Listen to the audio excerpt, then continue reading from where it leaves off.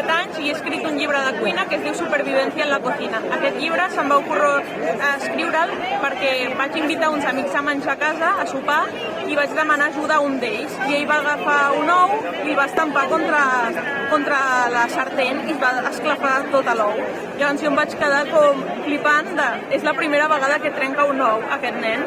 Llavors vaig estar pensant a casa quan vam marxar i vaig dir, bueno, aquest nen d'aquí un any tindrà que marxar a la universitat, s'independitzarà i no sabrà fer res, només podrà menjar plats preparats.